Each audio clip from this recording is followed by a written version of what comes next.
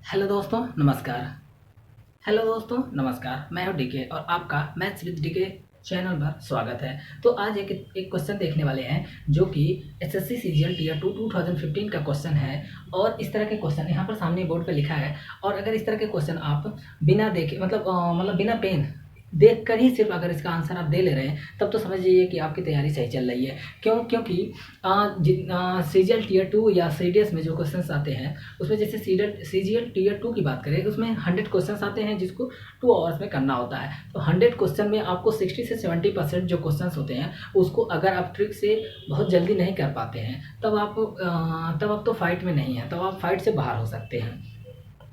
तो यानी जो 60 से 70% जो क्वेश्चन यानी 100 में 70 क्वेश्चन के आसपास आपको कम से कम 1 घंटे से कम टाइम में ही आपको सॉल्व करना पड़ेगा। क्योंकि उसमें कुछ क्वेश्चंस होते हैं जिनमें यानी जिनको सॉल्व करने में थोड़ा बहुत टाइम लगते हैं। तो उस अगर आप कुछ 70% क्वेश्चन यानी 70 क्वेश्चन को आप ट्रिक से और जल्दी फास्ट तरीके से कर लेते हैं तो आपके लिए जो 30 क्वेश्चन बचेंगे उसमें आप ज़्यादा टाइम देकर आप उसको सारे क्वेश्चन अटेम्प्ट कर लेंगे। इस तरीके से आप सब जितने भी क्वेश्चन 100 क्वेश्चन हैं तो आप 100 में 100 कर सकते हैं।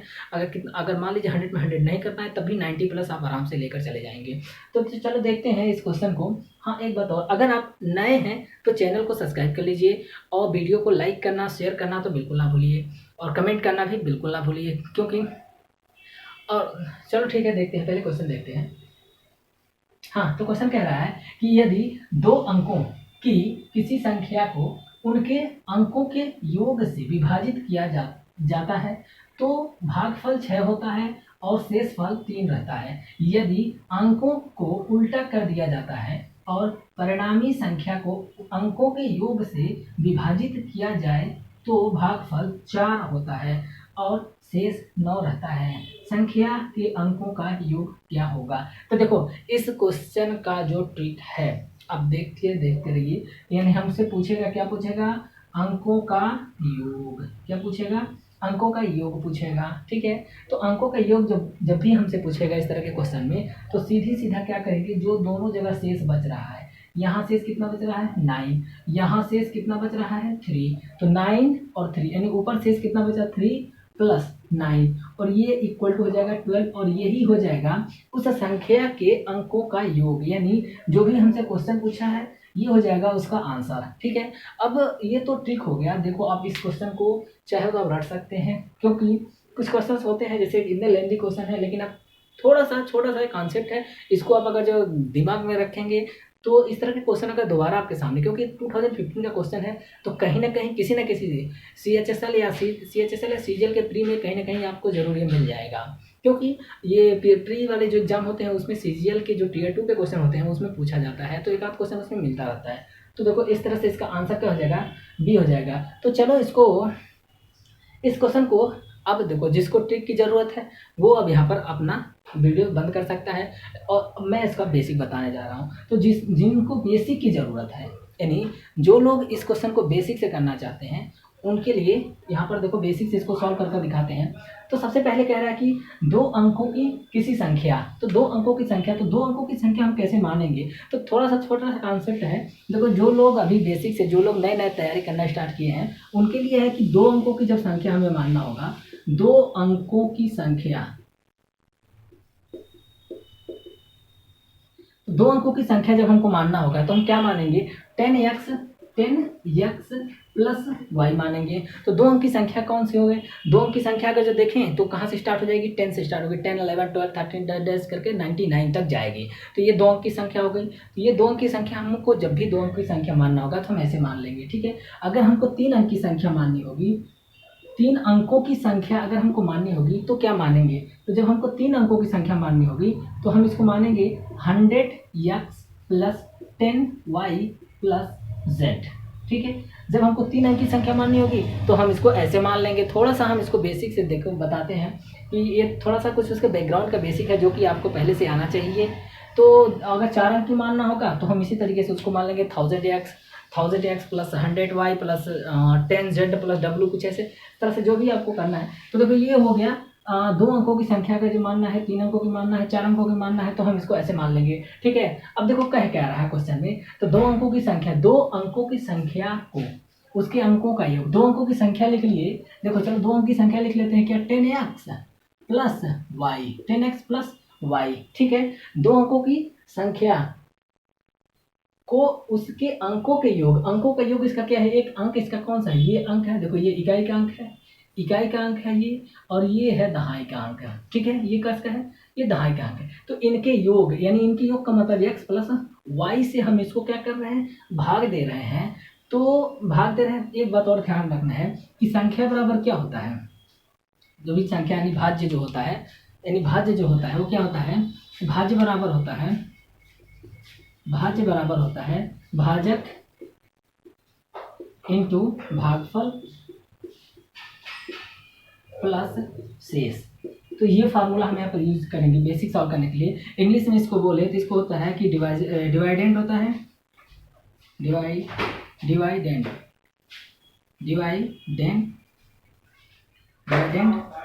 और ये भाजक जो होता है, ये देखो भाजक जो होता है वो डिवाइजर होता है, ये हो जाएगा डिवाइजर,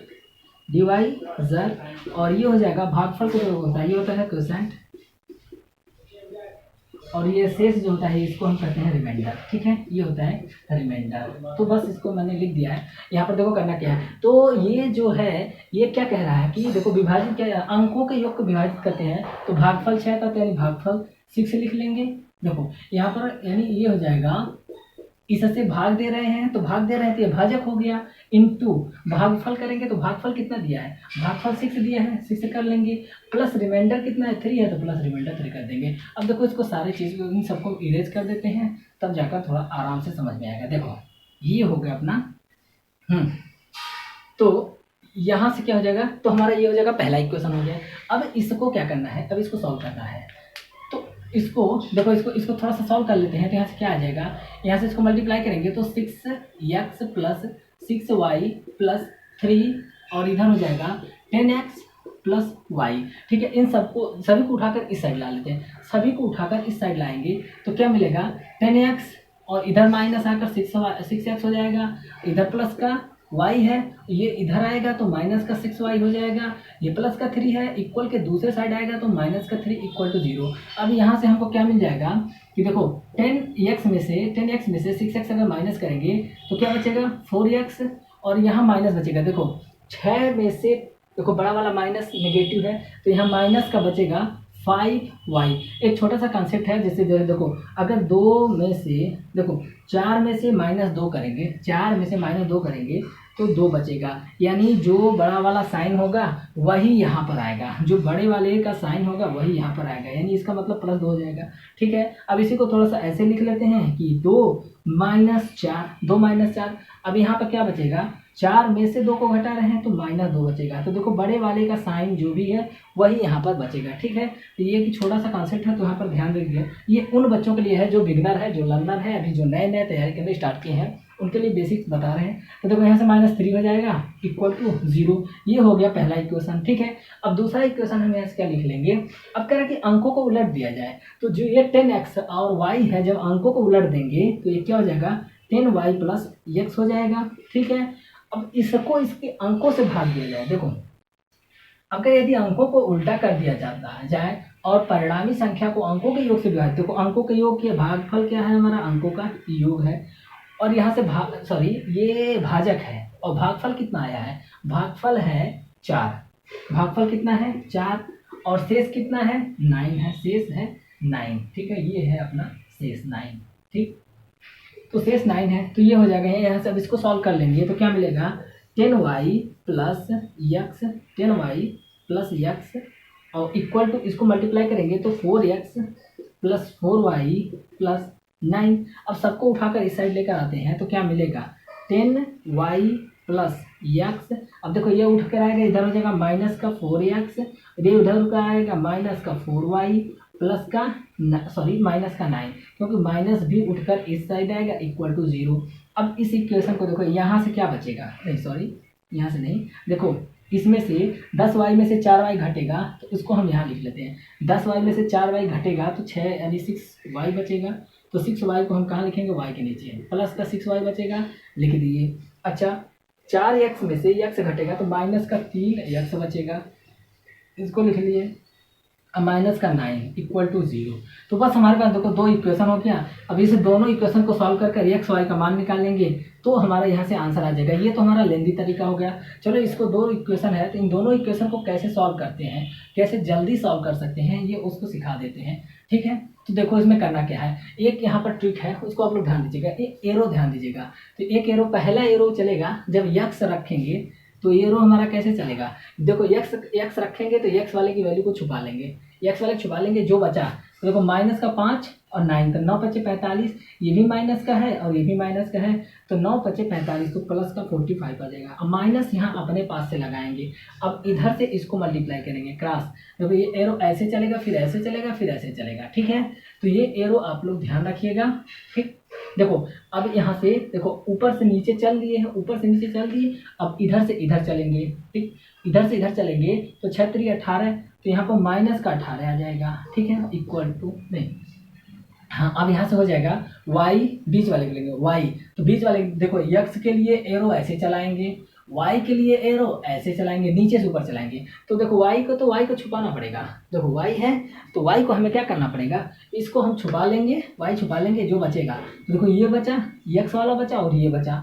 तो अब एरो किधर से किधर चल रहा है, ऊपर से नीचे, यानी एरो सॉरी नीचे से ऊपर, यानी -3 से -3 तक जा रहा है। तो -3 × 9 यानी प्लस का 9 हो जाएगा। अब माइनस ये अपने पास से लगाएंगे, अब ऊपर से नीचे आएंगे, 9 × 4 = 36, यहाँ माइनस का 9 है, प्लस का 9 यानी माइनस का 36 इक्वल टू, अब 1/, अब इसको छुपा लेंगे। ठीक है, तो अब ये छुपा लेंगे तो बचा क्या, अब एरो हमारा थर्ड एरो कौन सा बच गया, थर्ड एरो हमारा बच गया है ऊपर से नीचे वाला। तो ऊपर से नीचे 9 छक्के 4 छक्के 24, माइनस अपने पास से लगाएंगे और माइनस माइनस प्लस हो जाएगा और 3 × 5 = 15 यहाँ से आ जाएगा।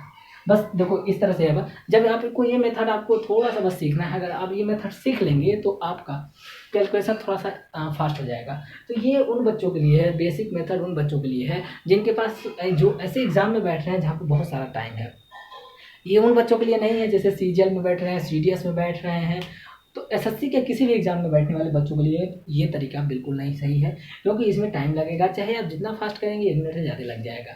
तो ये उन बच्चों के लिए बस अब यहाँ से एक्स वाई का मान ही निकालना है। तो यहाँ से हम एक्स वाई का मान निकालेंगे, कैसे निकालेंगे, इसको एक साथ इक्वेट करा देंगे। तो यहाँ से देखते हैं क्या बचेगा, x अपॉन यहाँ 45 में से देखो माइनस इंटू माइनस प्लस हो जाएगा, तो प्लस का 45 प्लस ये 18 हो जाएगा। तो 45 + 18 हो जाएगा कितना, 45, 8 × 13 = 53, 10 हो जाएगा, 53 10 63 यानी हो जाएगा 63 इक्वल। अब ये 1/, यहाँ से हो जाएगा 24 में से 15 घटाएंगे, तो 24 में 15 घटाएंगे कितना बचेगा, 5 और 4 9 बच जाएगा 9।